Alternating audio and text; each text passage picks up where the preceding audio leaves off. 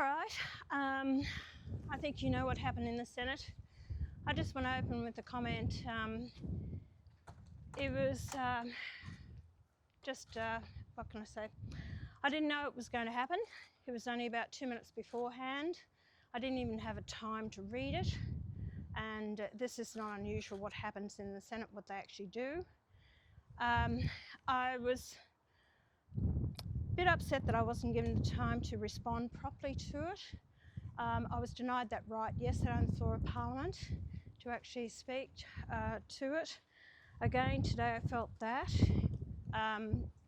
Senator Wong made sure it was only 30 minutes. I wasn't aware of that. That's why I let other people get up to have their say. Then I could have counteracted that, but they cut it off. Gallagher got up and cut it off, and this is what happens to me all the time. 5 minutes was not long enough for me to respond to it, and but anyway, I tried to explain to the Australian people how I feel about it and why I've stood my ground with regards to this. And that's what I'm saying now. It's about the Australian people. I have the utmost respect for the heart of our democracy, which is that Parliament. I do respect the Australian people. I have the utmost respect for people that have come here for a new way of life. But those people that actually come and pull me up and they say, Pauline, we're a migrant that have come here. Please stand, strong and tall in what you believe in, because we love Australia and we don't want it to become like the place we've left. So I do have a lot of migrants that do support me. My position on banning the burqa, and I still stand strong by that, if they really believed in what they were saying, they didn't want to ban the burqa, yep, they denied me the right to wear it on the floor of Parliament. There is no dress code on the floor of Parliament, yet I'm not allowed to wear it. So to me, it's been hypocritical. I'm not going to answer to the Parliament or the members in there, because to tell you the truth, I don't have respect for most of them. I think they say one thing and do another. That was the heart of the democracy, to allow me to move my private member's bill, to debate the issue, then put it to the vote. They have denied me that right, not on this one occasion, but previously as well. And I think that needs to be questioned also. I'm censured. Does it really worry me? No, it doesn't. For 7 days, not at all. I'll stand my ground on what I believe in. I will continue to do so. And, it will be the people that will judge me.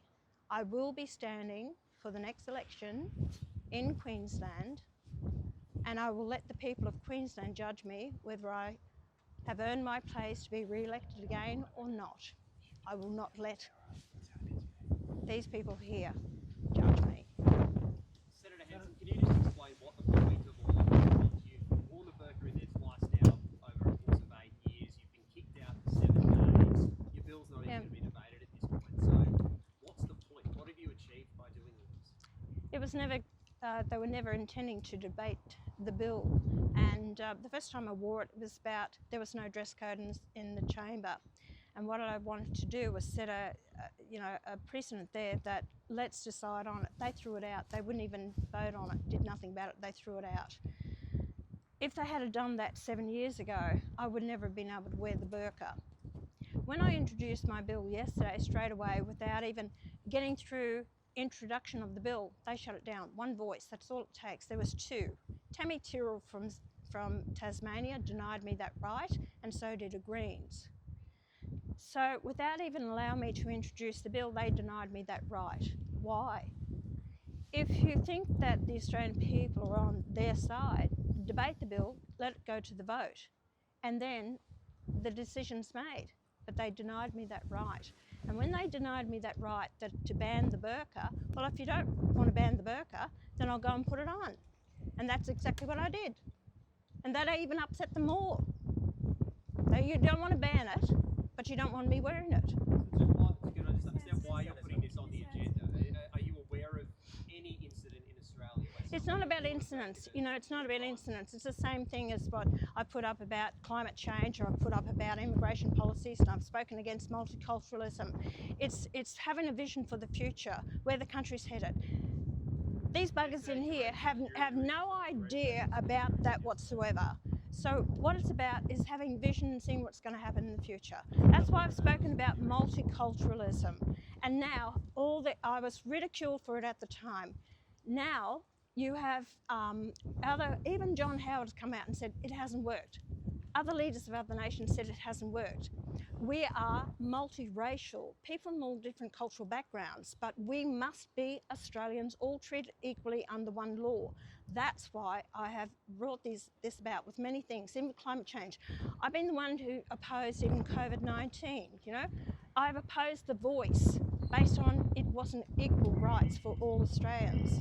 Senator, why now? You've done this 7 years ago. Why are you doing it now? You didn't listen to my explanation, I'm sorry. I said it was not a requirement in the Senate, and I spoke to Senator Ryan at the time. He said there is no dress code for the Senate. So therefore, and did you listen to my explanation? I said because I did, and I explained that. I raised it yesterday to do it. They didn't want to ban it. They wouldn't allow the conversation, so therefore I thought that it might have. Yeah.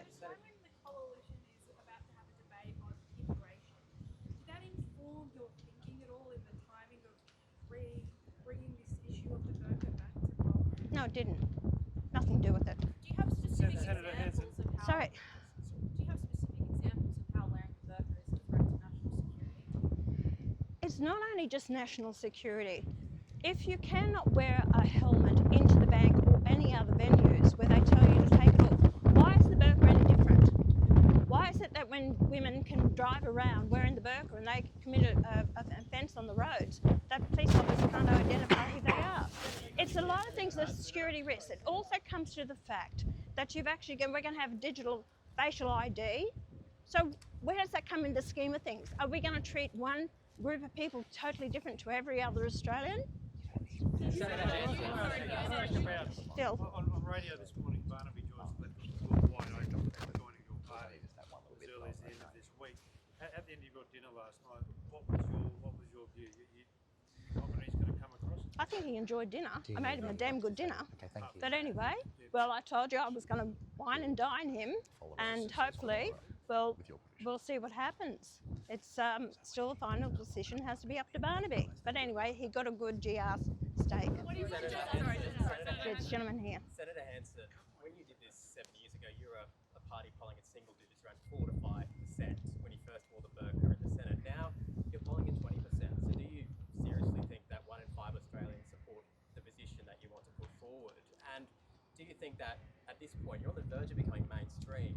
Why go back to what many people see as a fringe issue, as opposed to perhaps broadening the agenda to other issues that Australians are clearly talking about, like the cost of living? Look, I totally agree with you.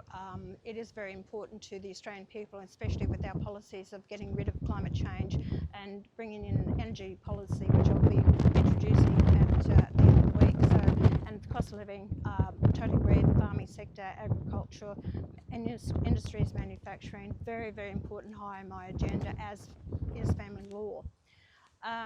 National security has been a big issue, and it's also about women's rights, you know.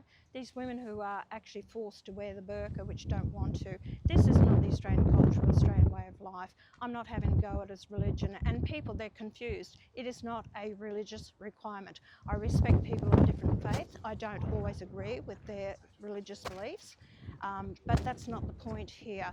This is Australia, and 24 countries around the world, including Islamic countries, have actually banned the burqa.